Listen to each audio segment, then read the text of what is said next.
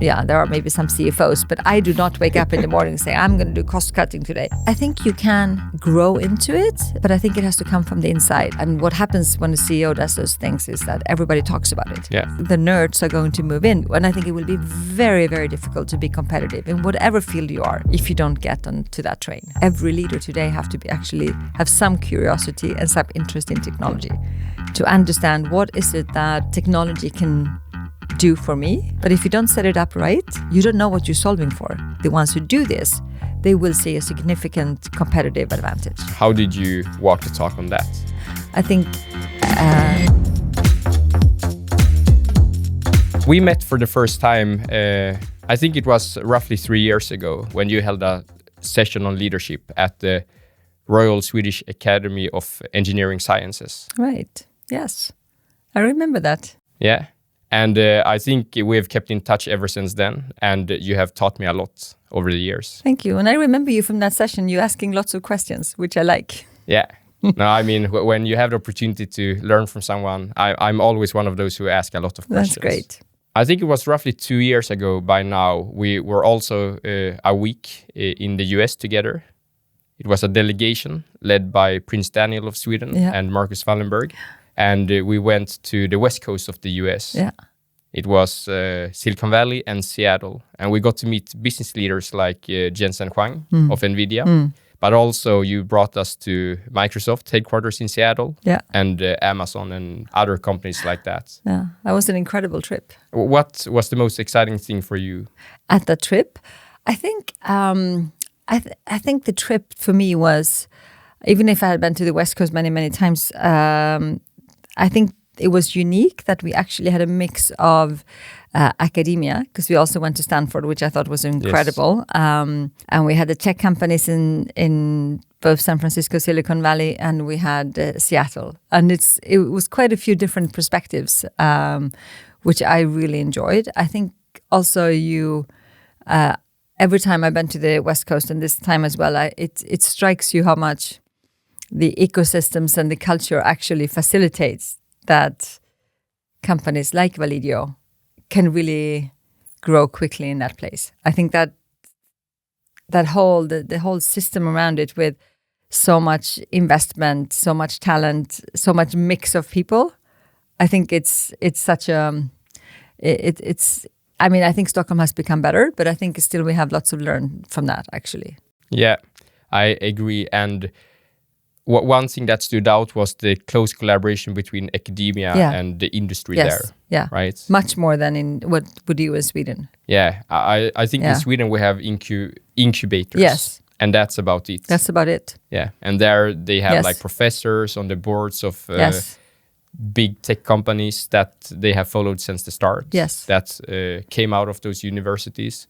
It's a very different It's very mindset. different. And you also, I think we met some people who actually moved between teaching and then back into a company and then back to university. And I think you see that very rarely in Sweden, actually. Yeah. And it felt like some of these faculty members were viewed as superstars. Yes. Right? Oh, yeah. I think you're absolutely right. Yeah. It's a different prestige around it too, I think. Yeah. And I think when I did my PhD here in Sweden, it was a bit frowned upon to be commercial, right?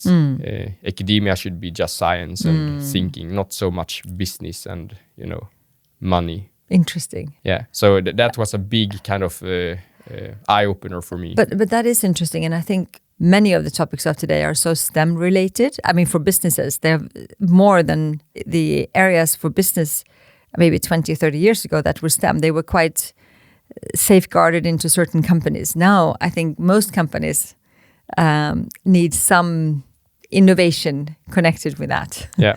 and maybe that's what can be the fuel of why this needs to change.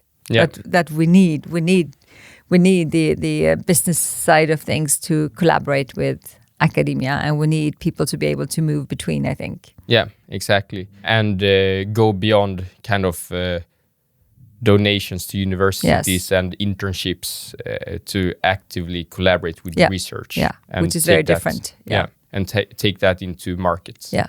And we have quite a lot of common friends and acquaintances. And I know people with whom you've done board work of companies, and also people that you've mentored. And I constantly hear two things from them about you.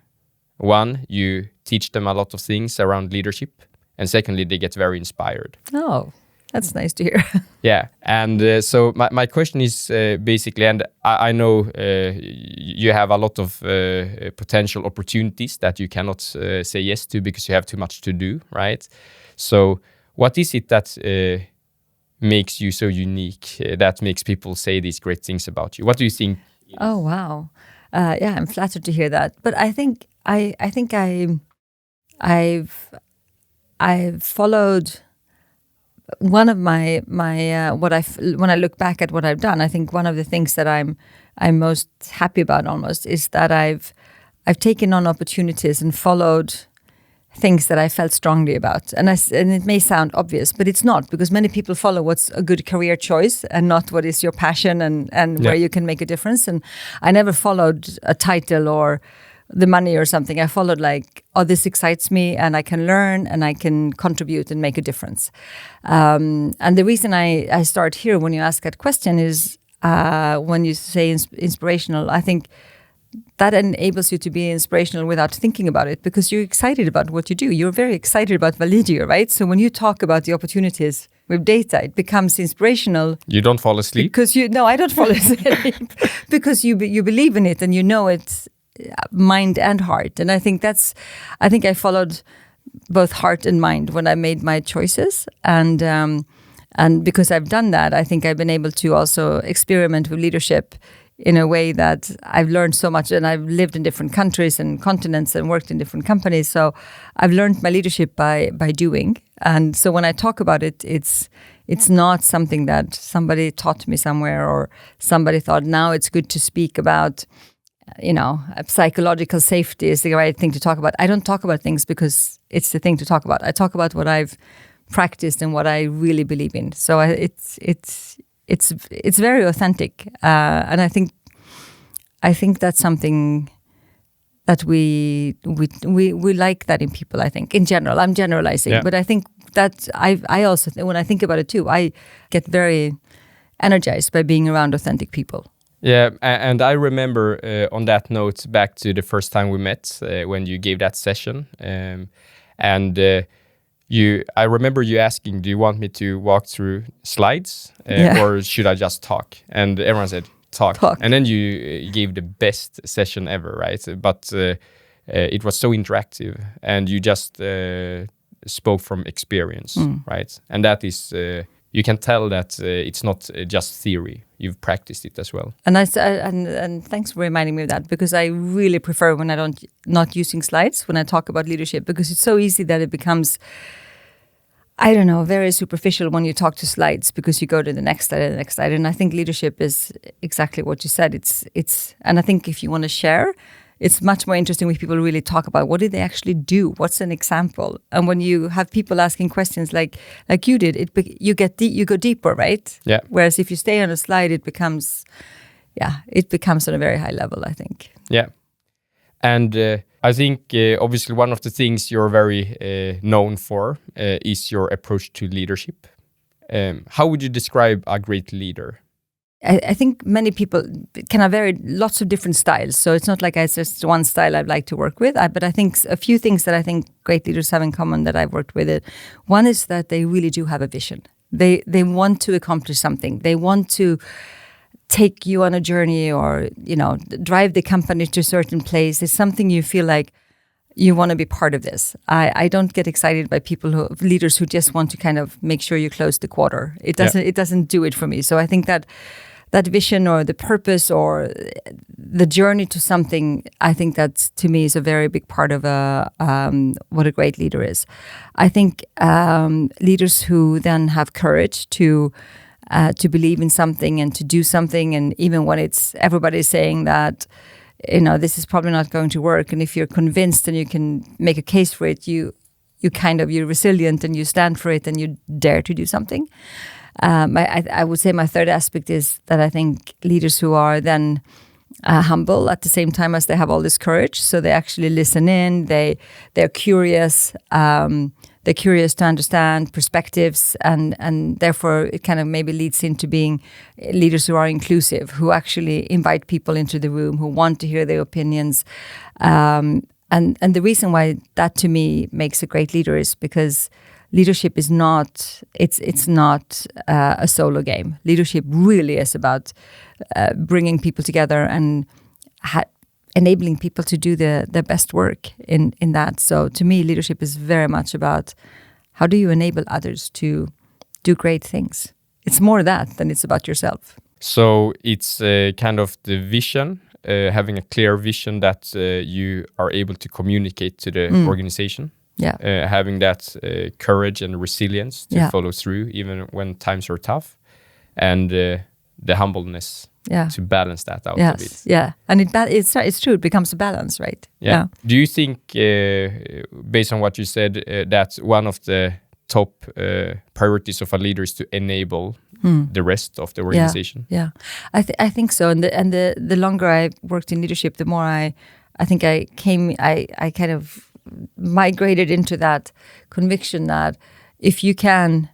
Because when you go into, now you're building a company. If you, in your next job, actually go into an established company and drive a big organization, every situation will be different. But the common thread is that the only way we will succeed is if you have the right talent around you and you enable them to do great work. Because no matter how great your visions are, you're not going to do it on your own. Yeah. That's a different role, right? So, and I think that's something to think of. I didn't think about it when I was your age, Patrick, or when I started. But the further I worked in leadership, I thought this is my main job. How do I think about that? Because then everything else actually becomes easy. If your team can, if you enable them to deliver, if they can reach their targets, everything else is quite easy. Then you need to go and convince the investors or your customers or something, but you know that you're delivering. Yeah.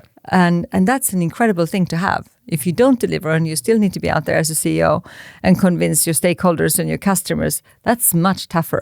Yeah. And do you think that everyone can become a great leader? I think if you're really interested, I think you need to be interested in people to be able to be a great leader. But I think it's not a personality trait that you're a great leader. It's not because sometimes people say, oh, he's such a great leader. I get so inspired when he's on stage. That's not enough. That's one part of it. So I think you can be very many different personalities. Some are, more leading from the back. Some are more leading from the front. Some are more introverts. Some are extroverts. That's not what determines if you're a great leader. But I think if you're interested in the aspect you just talked to, if you're interested in the people and if you're interested in enabling people to do great things, I think you can be many different things. But if you lack that interest, I think some can still get by, but others really struggle to be a great leader if you lack that aspect. And do you think this is something you can acquire over time, that interest, or is that something that is more binary? Either you are interested in people or not? I think you can grow into it, but I think it has to come from the inside. I think I cannot, if I tell you, Patrick, you're such a great engineer, but if you want to be a leader, you have to start getting interested in people. I think it's going to be very difficult to convince somebody you need to be interested in people if you're not. Yeah. So I think it has to come from the inside. So, and I've known engineers and specialists who really said, I don't think I ever want to be a leader. I love doing my thing. I love solving problems. I don't want to deal with all of that.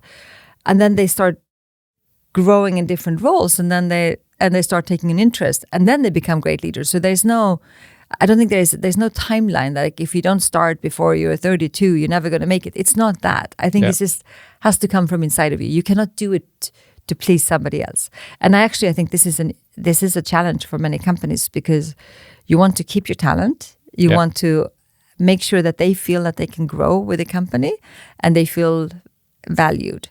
And very often you feel these things by getting a promotion.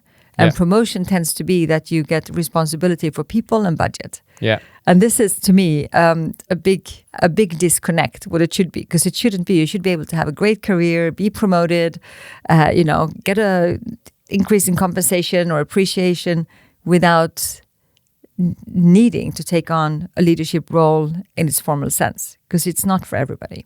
I think that's also, if you look at academia, it's not uncommon for the best researchers to get the chance to become, department heads, where you start to have a lot of people that you're responsible for. Yeah. But in my experience, there is not necessarily a strong correlation at all between, being a good researcher and being good with people. No. Sometimes and I think the it's very similar. Sometimes it's even the opposite, right? Yeah. And then I think you miss out on, it's a double mistake, because you miss out on somebody who would be an excellent researcher to continue, or an excellent specialist. Yeah.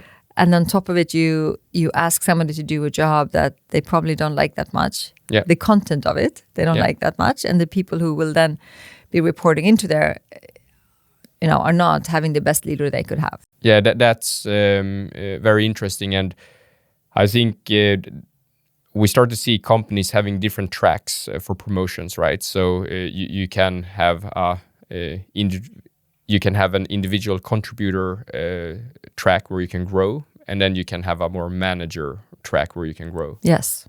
Yeah. I think that's really, as you grow your company, that's how you should think about it, I think, when you grow your talent. Yeah. And you have written a very good book on leadership called Restart, and it's about value-based leadership. I think it's called Restart Values-Based Leadership in a Changing World. Yes, correct. So obviously, values-based leadership is very close to your heart and your style of leadership. Can you walk us through what that means to you? Yeah, it is very, and it's not something, when I started out, I could have put words to. It's because we didn't even talk back in the 90s. We didn't talk about values-based leadership, but I wouldn't have thought of it that way. But the leadership that I got trained in was very financially driven and KPI driven. And I'll just say that to contrast it to what I think values-based leadership is. To maximize shareholder value. You maximize shareholder value. You have your budgets, you have your revenue increase, and you have your bottom line, and you have your cost base. And if you do all of that, you're a great leader, and you get your next job. I'm simplifying a bit, but interestingly, it's still like that to a great extent. Yeah. And my view on leadership is that those are table stakes. If I'm a leader and I'm managing a company, of course I need to be able to be committed to deliver. So whatever I say I should commit on my numbers and KPIs, that's table stakes. But that's not how you lead people, because to me that's the outcome. That's the outcome of doing the right thing in the right way every single day. And this is when you go into values-based leadership, and I think it starts with actually having conversations of what do we want Validio to be? What do we want our company to be? What does it feel like to work in this company? What do we want to stand for? How do we treat each other? Yeah. What are the words that, what becomes our inner compass in how we behave, at work or with customers or something? And that conversation is probably a live conversation that never stops. It's not about putting words on a wall and saying, these are our 3 values, and then nobody looks at them again. That's not values-based leadership. I also think it's once you feel like this is what we are. In Validio, one of our keywords are, and I can't remember your values, but we've talked about this, Patrick, but let's say it would be respectful, for example. Yeah. It doesn't mean that you're not going to let go of people. You're going to get into situations where you're going to have to let go of people, but then you do it in a respectful way. Yeah. Then you take your time and you think about, okay, I now have to let go of 5 people. It's very painful. How do I do this in a respectful way? How do I help the 5 people who are affected? So you make the difficult business decisions. That's your job as a leader. But the way you do it, you behave in a way that you feel like you've done the best you can do and lived up to those values. And I think you have to test them at those difficult times. It's easy to live up to your values when everything is going well. When your sales are going through the roof and everybody loves you, everybody wants to invest in you. It's not difficult to be a good value person, so to speak. But when it's really tough, when you're running out of money, you have to let go of people, when, you're under pressure, that's when you have to test and say, I can actually still behave like this. So how do you then start to set the values? Like, When you started at Telia, for example, as the CEO, what were some of the first things you did? Do you need to set your own values when you start as a new CEO? So sometimes and sometimes not, I would say, because I think values should live for a long time. Yeah. So it's not just because there is a new CEO, a new manager, we need to redo our values. I think values, you should be able to change a CEO, you should be able to change a chairman or chairwoman without you changing values. That's the whole idea. So when we joined Telia, we had like a whole new group executive management. So we actually did reset the purpose and we did reset the values. And I think that was done in a really good way, both in collaboration internally and externally. But I'll just explain those values because it's just really... eventually we ended up on 3 values, which I still believe are the values. They haven't changed the values, even if they now changed the CEO a couple of times, but ended up being dare, care, and simplify. Dare as really challenging ourselves and daring, like taking the risk and doing the things we need to do. Caring as we want to care about people. We want to care about customers. We want to care about our planet. So this was the kind of the other side. And then there was simplify, because old established telcos are very complex, whether it's IT systems or something. So we need to take that approach. We have to simplify everything, especially versus the customer. And then you can take these and then every team can make this into their own. So if I'm the IT department and I'm really going to challenge ourselves and we have to simplify. How can we aggressively simplify our architecture or our structure or something so we can get ready for the new world? You can make these, and that's when they become really valuable, because then you can make them into your foundation for how you set your action plans. And then you empower the teams to actually go, because I don't believe in, we haven't talked about this, but maybe it's obvious. I do not believe in that, especially in big companies, that everything is centralized. I really believe in empowering people and having people being able to influence that. But then you need to have that vision and you need to understand what you stand for. But then you're as a team, you can say, you know what? This is where we're heading. This is the vision. These are our targets. And these are the values. I'm going to go after this. It's a part of enabling them to be able to make decisions on their own. It's absolutely a part of enabling the teams to make decisions on their own. And when you and your team, I liked how you said when we came into Telia, you didn't say when I. No. But when you started as a CEO, how did you and your team set the values? Did you kind of do it within the group? How much input did you take from the rest of the organization? Yes, a lot, actually. That was a very inclusive process. So we had lots of different workshops in different places and different offices. We also took external input. So we made it a very inclusive exercise. And maybe you don't have to make it as inclusive. You could maybe be a bit more efficient than we were at the time. But I think it's important that what comes out, people are starting to feel like, oh yeah. Firstly, people need to feel this reflects what everybody's saying where we're heading. It has to reflect, so it helps you on that journey. But it also needs to be, you spoke about being inspirational. It's also something that can inspire you to say, you know what, I can use this to make this my own. Yeah. And to do something differently if I didn't lean on this. I used the word customer obsession as a change platform because very often when you come in and you need to change something, it's about cost and efficiency and cost is not going to inspire anybody, right? It's not like you wake up in the morning or there are maybe some CFOs, but I do not wake up in the morning and say, I'm going to do cost cutting today.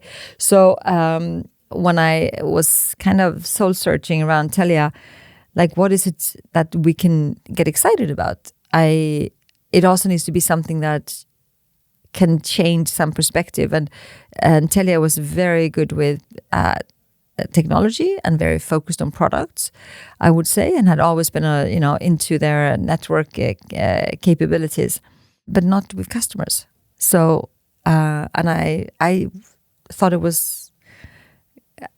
I was quite shocked and I came from a very customer-driven or IT organization on the East Coast in the US, and I was quite shocked. And we created Customer Obsession as a change platform, and it could drill into any department. How do you use that? How do you make that your own? And one of the things I know you champion a lot is to walk the talk. Yes. So when you set this customer obsession as your change platform, how did you walk the talk on that? Yeah, it's super important, and I think when you do those things, it's at those moments it's even more important that people see and feel that you are doing something. You're actually doing something, not talking about it. So I did a lot of different things. Maybe I'll make this brief, but the way I ended up being so determined that it was customer obsession is because goes back to, I don't know, 2014 or something. And Twitter was still a fairly normal place to be, which I don't think it is today. But anyway, when I was new, I read the Twitter feeds every morning and every evening. I just did #Telia and I just read what people were saying to us. Yeah. And it was horrible and nobody answered them. One of these days there was a woman who was desperate. She wrote a tweet saying, somebody disconnected my home phone and my two young children are on their own at home and I can't call them. And nobody picks up the phone at customer service. And she tagged me and my head of consumer and somebody else. And I thought, okay, I need to not answer. I need to sit on my hands. So I didn't answer for about half an hour and nobody else answered. So then I answered and I said, this is terrible. I'm so sorry. Call me and I will then delete this tweet. And I put my phone number on the tweet. And I got a call from our communications department asking me if I knew how Twitter worked. And I didn't know how Twitter worked.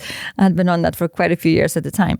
But the point was that, and then she called me and we helped her and we got everything sorted. But the point was I did a lot of this. I was on Twitter myself. I was in the customer service department taking calls.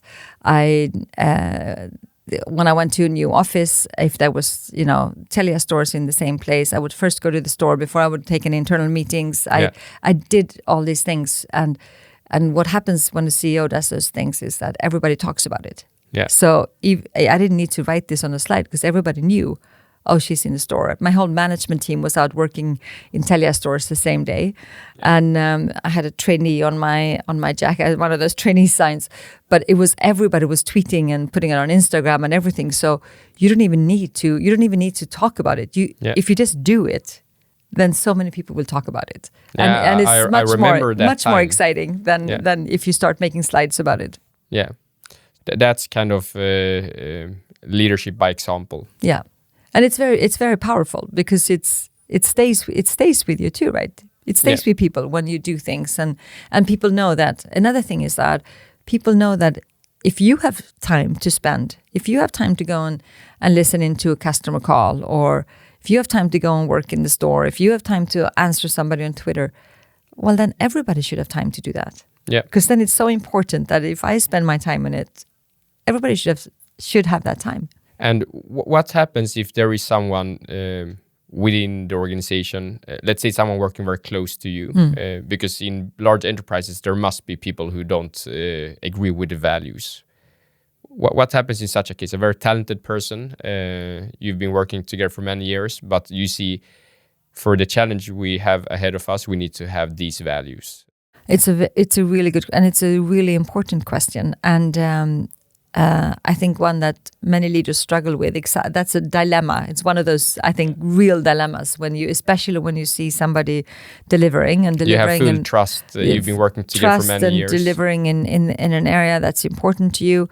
So I think, and if you like doubling down on your values and you feel like this person is not going to embrace these values, they don't feel that the customer is important or that it's important to care about, you're being I don't know what word to use on a podcast. You're being a prick in the meetings, or you're being extremely unpleasant to other individuals. You're not being inclusive, etc. And that's very difficult because if you want to be serious about those values and if you want to be credible yourself, you cannot let people behave. You cannot let people act like that.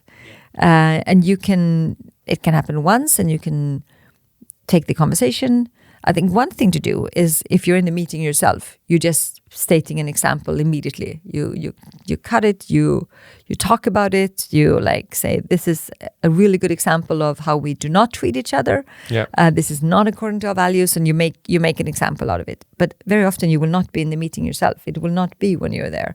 So when you get those things reported, you need to take it seriously. And I think you need You need to give a couple of opportunities for changing.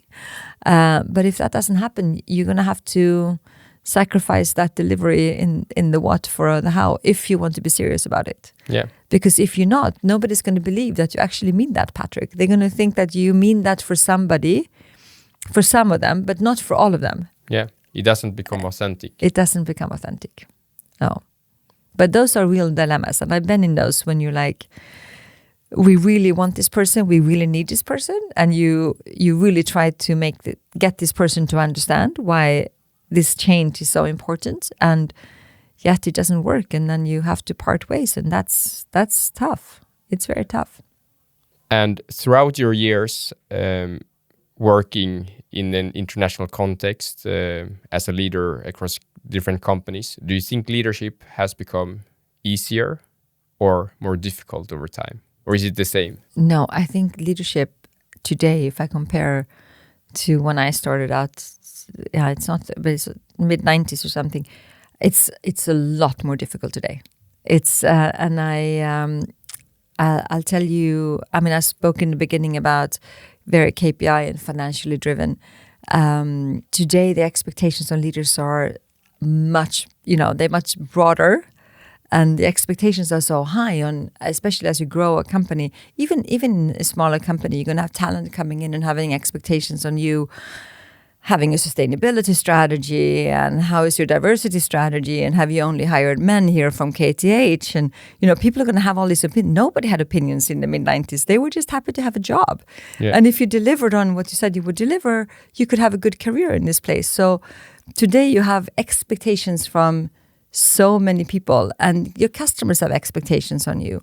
You're going to answer an RFQ one day where they actually ask you about all these questions about how your company is, how are you reducing your carbon footprint?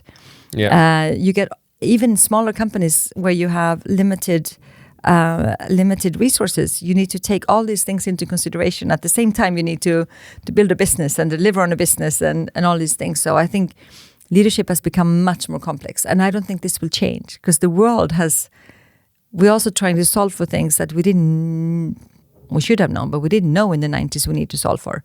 Yeah. We need to solve for the climate crisis, for example, right? And that's only going to happen if the companies are also going in the forefront. So I think all of this, so it's become much more complex, and I don't think it will ever go back to being as simple as it was at the time. Now, it shouldn't have been as simple, probably, because had we understood the impact of business on the planet, for example, 30 years ago, we wouldn't have been where we are today, right? But it was a simplistic world to lead in compared to today.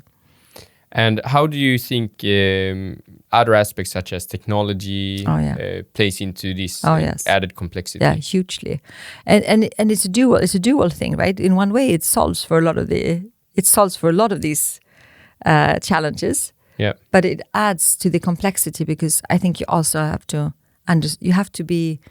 I usually say this to, I've said this for many, many years to very senior leaders, and they get very nervous. But I think we talked about the values and all of that. I think the other, which I think is an important pillar, the other pillar I've been trying to convince senior leaders who are not in tech that they need to take seriously is technology. I think every leader today have to actually have some curiosity and some interest in technology to understand what is it that technology can do for me, whether it's pure efficiency and cost saving, or whether it's creating new customer opportunities or experiences, or if it's actually change completely, disrupting and changing something completely. And I think that's added, I think, to the demand you put on a leader. And I think actually every senior leader needs to, for years, would have needed to be interested in that. Yeah. And I think one of the things we see, and I'm a bit surprised that many Swedish leaders I meet have not been so interested. And now here we have the next big disruption. Now it's happening, right? Yeah. We talked about AI for decades, but now it is happening. And if you haven't been interested in that in your leadership, now I think you're on the back foot to really understand what does it do to you. And I think it will be very, very difficult to be competitive in whatever field you are if you don't get onto that train. When I meet business leaders, C-levels, it could be board members of companies, given my background, one of the things they want to discuss with me is data and artificial intelligence. Yeah. They usually are very bullish on that being the future, and they want to make big bets. But what strikes me is also how little they know about the topics. Yeah.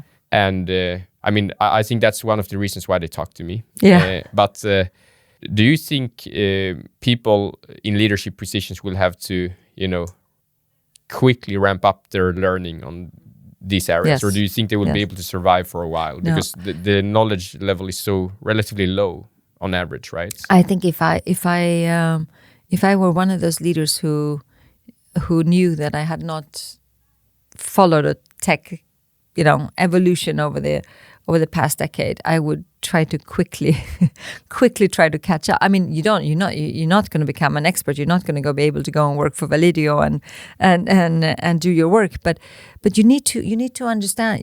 I think you need to really understand what can this do to me? Or if you sit down and have a conversation with you, I could understand that. Oh, okay. I need to. You know what? In our architecture, we're going to have to take 3 steps before I can get to what I really want to get to. And this is going to take investment, and I need to get to, I have to discuss this with my CTO or CIO or something, and we have to put money behind this, and then we can put this. You need to understand how you build that roadmap to something that you believe will be your future. Yeah. And if you have had no interest before, and you always think that whatever is in tech, I'll have a CIO or CTO to fix that, I don't have to worry about it, then I think you have a pretty big gap to be able to get to that.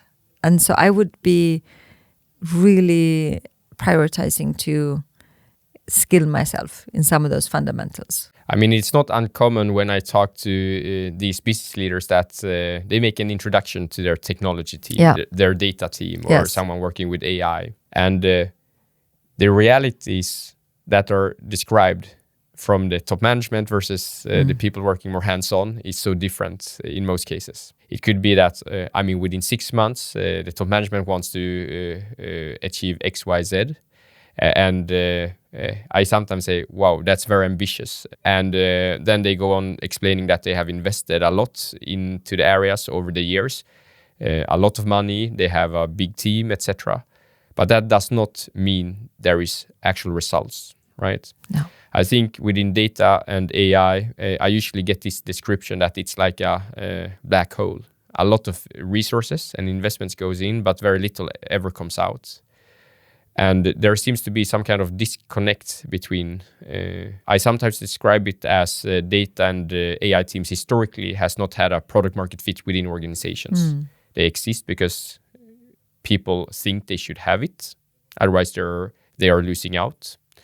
But they don't build these functions and capabilities from a business value perspective. Yeah. So you invest in data infrastructure for the sake of it. But if you don't have any actual use cases, then you're building a lot of technical debt per definition, right? Because you don't know what you're building for. What you're building for, right? Yeah. That's really it's interesting to hear you say that too, that you get this very ambitious target from executive management, because now when they are out in their different settings, everybody will ask them, so what's your data and artificial intelligence strategy? What are you doing with generative AI, and what are you doing with the bots, or have you any bots on your... I mean, everybody's asking these things and they're thinking, I have no answers. So I asked Patrick, and I want to have something in 6 to 8 months, but they don't know what that is. What are you doing for your company with this technology? And I think that's exactly, it's like when you do the transformation of companies, and like you say, people feel like they've spent so much money on transformation.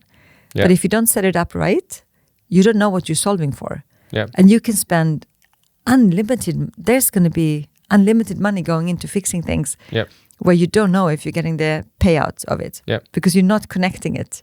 It's kind of a learning budget. You're learning stuff. It's almost a learning, but you're not building really. So one thing when the transformation was as heavy as the Telia we did, And this was maybe an overkill in some situations, but in this situation it was good. We had, because you know how you always end up having a transformation lead and you have steering groups and etc. And it kind of all goes in big companies. So we took away the steering group and we had the executive management. We met with the transformation, different leads and IT, head of IT, etc. I think it was bi-weekly. We had a Tuesday evening. We had got sandwiches in, and we spent to revisit the priorities. Why are we doing this? Is this leading to that improvement with the customer or in the operations or whatever? And this was a really good way of doing it, because then you had your business owners in there, you had your sales and marketing, you had your HR, everybody was in there. So the conversation was not a siloed IT or tech or transformation. It was a operational conversation, where technology was the key enabler for us to achieve the things we wanted to achieve. But if you have a CEO who's not interested and who thinks tech is something you can do in that corner, we don't really have to talk about it, then that's very difficult for the organization to achieve. Yeah, because then people don't work like that. I think one of the key things you said is technology is enabling the business outcome, right? Because sometimes if you are not clear on what business value or outcome you're trying to achieve through technology might become the outcome itself, right?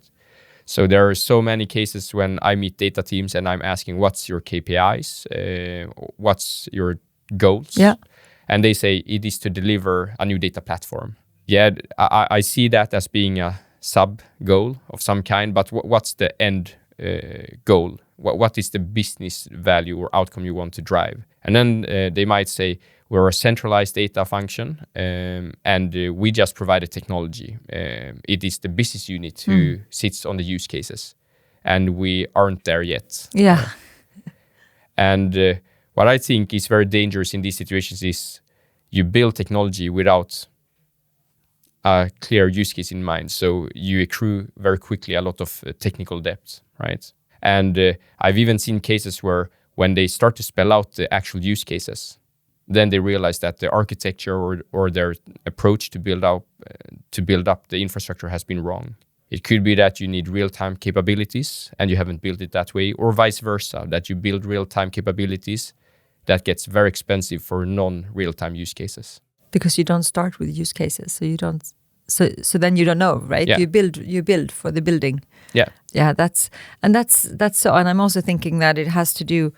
I think even to the point that, and even if you don't know, I think both use cases, but also especially if you're a big organization, determining who's going to get the value out of this. Yeah. So there is a shared responsibility at this data platform. In this business unit, this is what I want to do with it. And you want people to be excited about it, and you want people to get prepared for it. They may need to do some skilling or learning. Yep. They need to collaborate with the data team in a new way they've never done. So maybe there's a cultural aspect to it. And this has to happen parallel. It cannot happen, now we're ready to launch. Now we'll talk to you. Yeah. And so there are many aspects to this. And I think this is also part of why this collaboration between different organizations and functions and all of it, that's become much more important than it was in the past. Yeah. And that is because the enablement through technology has become so significant. But if you don't do this, I think the ones who do this, they will see a significant competitive advantage.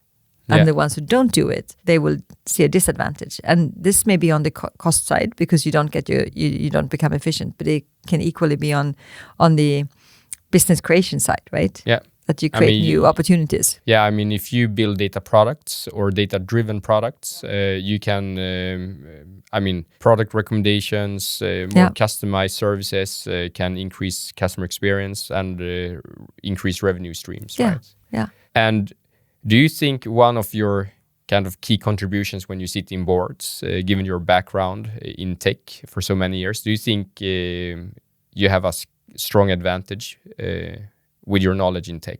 I think the thing that works for me in board is that I have been in tech for so long, and I'm comfortable. So I'm certainly not your level, and I'm not an expert, but I'm comfortable. And then I have a broad experience, so I understand. And what we just talked about, it's so natural to me. Like, how do you make this work? How do you get an ROI out of this? Yeah. How do you have to work with the culture or the skilling to make this happen? And I think more of that needs to go into a boardroom discussion, because it is strategic. It's not something you do at the end, to your point before. It is actually very strategic. Yeah. And if it goes into a boardroom discussion, then the CEO will both get the questions, but the CEO will also get supported to move a company in this direction and to get the investments behind it. And I just want to connect this to when you say you build up technology debt. Yep. And most companies have this huge technology debt already. And they think they're actually creating new platforms to get rid of some of that. Yep. And you may actually add to your to your debt by not changing how you work. Yes. Right? And I think I haven't thought of it that way, but that's really very serious. Well, technology debt is not only related to the actual tech, right? It's also the people involved, the processes. It's if you have the wrong processes and not the right stakeholders involved, that will slow you down a lot as well. Yes. And after one of my presentations that I had, when I talked about technical debt and data debt, when you collect all bunch of data just because you have a bit of fear of missing out, and you end up with a lot of useless data, I mean data overload, you don't know where to start to find the useful data. Someone came up to me and asked, if you have too much debt, isn't it just better to get into bankruptcy and start over? And I thought that was... What did you answer to that? Well, I said it depends, right? It depends on if you look at the bankruptcy as just clearing out your technology. But you need to realize it involves the people and the processes as well, right? So it can't just be that you build yet another data infrastructure and stack. Because that we've seen so many times. You go from one tech stack to another, and the same problem occurs again. Where you fail to realize the value of your tech investments because it's related to the processes more. Yes, it is. Right? The lack of collaboration. You need to work very cross-functional as you did at Telia. Yeah. We had an expression that an ex-colleague of mine, I think she was the one who created that. And in Swedish it says, man ska inte asfaltera gamla kostigar. This was her expression, like don't try to put like asphalt on old cow paths, because that's what she felt we were doing if we weren't doing it properly. Yeah, you were kind of just, putting some infrastructure on it, but nobody could use it, right? Because you have to change the direction and how you walk there and how you're heading. I thought that was a really good expression. Change the foundation. Is that a Skåne expression? Yes, she's also from Skåne. Yeah, it's the best part of Sweden. She's from Kristianstad area, so. Very close to where I grew up. Yes. Yeah. And very recently, Andrew Ng, who is a former associate professor of Stanford, and he has founded Google Brain and Coursera, among other things. He's one of the most prominent figures in AI. He was elected into Amazon's board.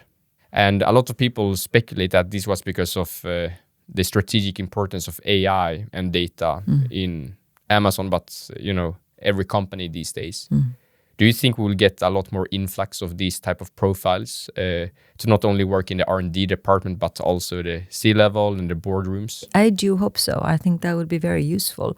And coming back to where we started a bit in terms of Sweden having more exchanges between academia and the businesses, I think yes, I do hope so. I think it's and maybe we had to get to this era before we could actually, see that turn of it.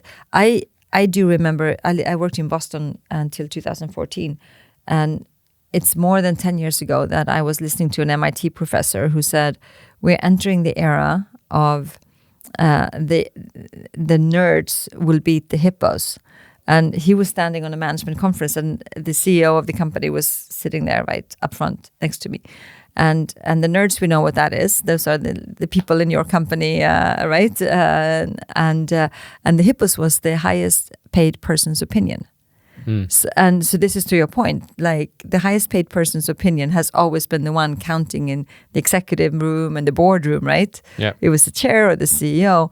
And his point already 10 years ago is like the nerds are going to move in because with data, yes, you can add your experience and your gut feel, but with so much data, and if you can really, really be, in advance of that AI, and he already talked about AI at the time, then that's what's going to steer the decision making in the boardroom in the future.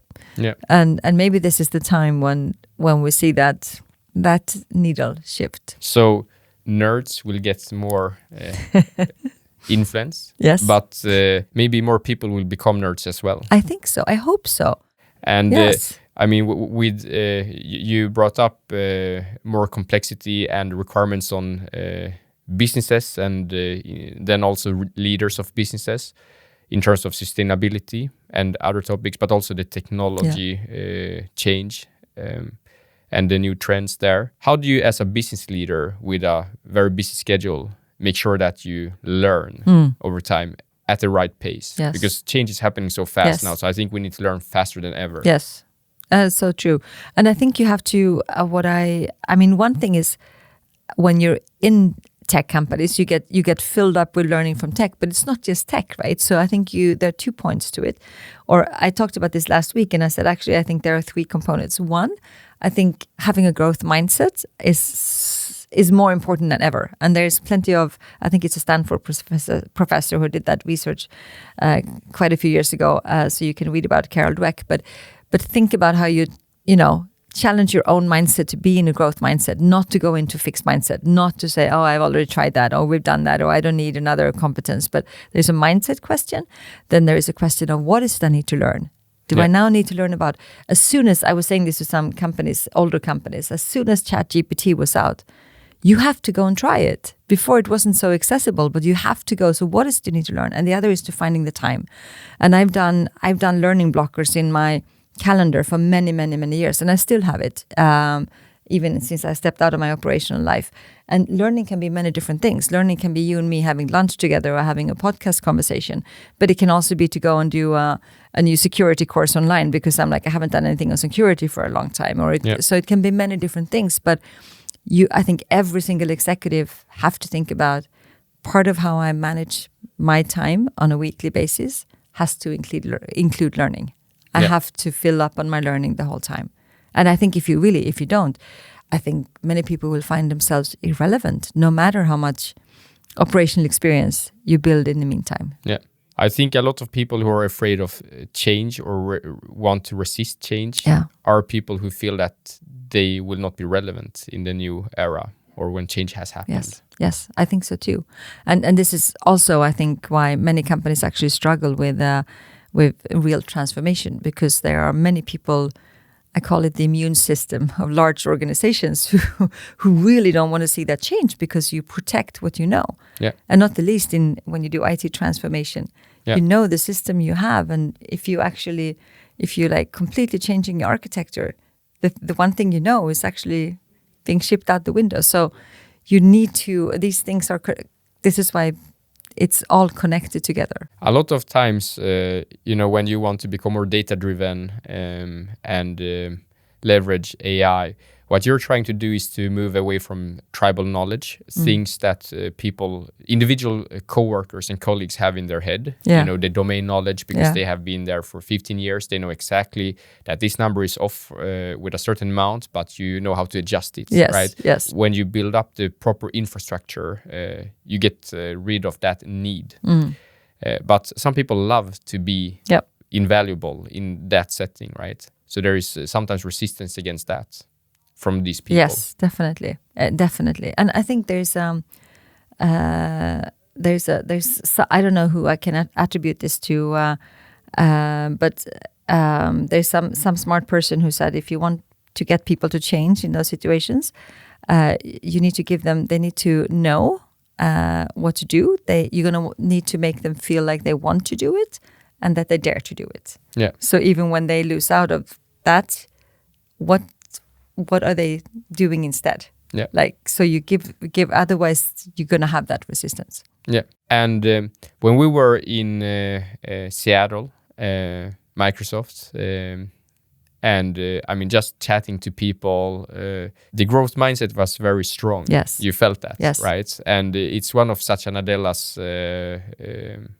things, right? Yes. He talks about learn-it-alls versus the know-it-alls. Yes, exactly. I love that. What's your take on that when you were in the Swedish part of the No, organization? I love that. And you really did feel that. And I think it came from, speaking about authentic leadership, I think this really came from, I mean, it was really authentic from Satya.